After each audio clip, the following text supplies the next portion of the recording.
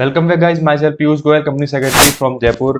और दोस्तों, आज हम समझने वाले हैं, अगर एक आप आईटी कंपनी सेटअप करना चाहते हैं यूएस के अंदर, या फिर आप अदर फॉर्म ऑफ बिजनेस के लिए आप किसी भी स्टेट में अगर सेटअप करना चाह रहे हैं यूएस के, तो वो किस तरीके से होती है, किस टाइप की कंपनीज होती हैं वहाँ पर, क्या क्या कंप्लायंस रिक्वायरमेंट होती है, किस अथॉरिटीज को अप्लाई करना पड़ता है, क्या डॉक्यूमेंटेशन नीड होती है, प्रोसेस क्या होता है, ये गाइस हम इस वीडियो के अंदर कवर करेंगे। और आपको जो डाउट है कि क्या आप यहाँ से बैठ के भी कंपनी बना सकते हैं क्या यूएस में, हाँ बिल्कुल, आप यहाँ से बैठ के भी कंपनी बना सकते हो, यानी इंडिया से बैठे बैठे भी आप कंपनी वहाँ पर बना सकते हो। वहाँ पर आपको फिजिकली यूएस में जाने की कोई भी नीड नहीं है, यहाँ से आराम से कंपनी जो है आप यहाँ से सेटअप कर सकते हो। ठीक है, तो आपको जो है बस थोड़ा इसके बारे में समझना होगा कि कैसे कर सकते हैं। अगर आपको जो है टेक्निकली साउंड नहीं है आप, तो आप किसी प्रोफेशनल की हेल्प लेके इसको सेटअप करवा सकते हो। ठीक है, चलिए अब चलते हैं आगे और समझेंगे कि सबसे पहले देखेंगे कि आपको सी कॉर्प, ठीक है, तो अगर आप सी कॉर्पोरेशन वहाँ बनवाना चाहते हो यूएस के अंदर, जैसे यहाँ पर प्राइवेट लिमिटेड होती है, उसी तरीके से वहाँ पर क्या है, सी कॉर्प होती है। ठीक है, और जो कि काफ़ी सारे बेनिफिट्स होते हैं उसके, जैसे कि लिमिटेड लाइबिलिटी होती है, जैसे यहाँ पर होती है कंपनीज में, परपेचुअल एग्जिस्टेंस होता है, यानी ओनर की डेथ होने के बावजूद भी कंपनी लगातार चलती रहती है। और टैक्स फ्लेक्सिबिलिटी यहाँ पर होती है।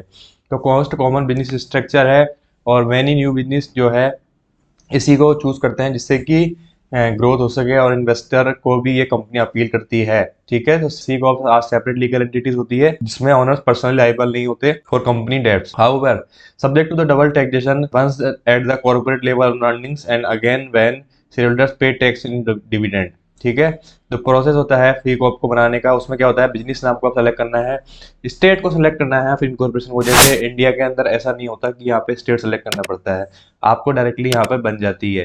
ठीक है, बट वहाँ पर आपको स्टेट सेलेक्ट करना होगा, अपॉइंट करना पड़ेगा रजिस्टर्ड एजेंट, फाइलिंग करने पड़ेंगे articles of incorporation, drafting internal rules and appointing directors.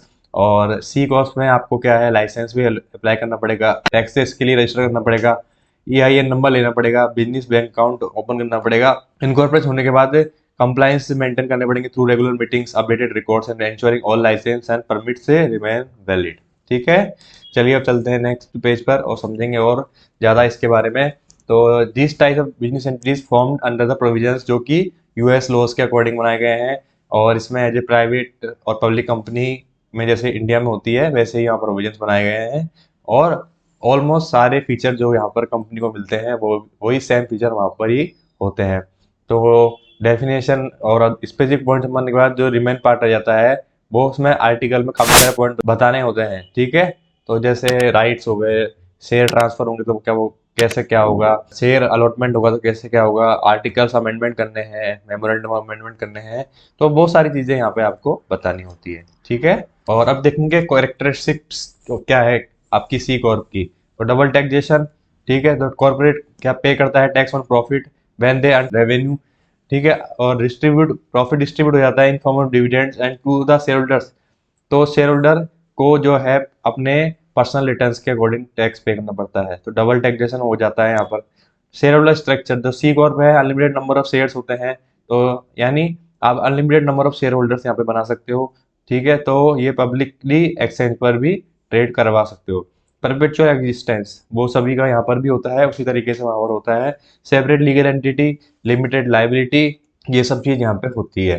ठीक है, बेनिफिट्स मैंने आपको समझा दिए।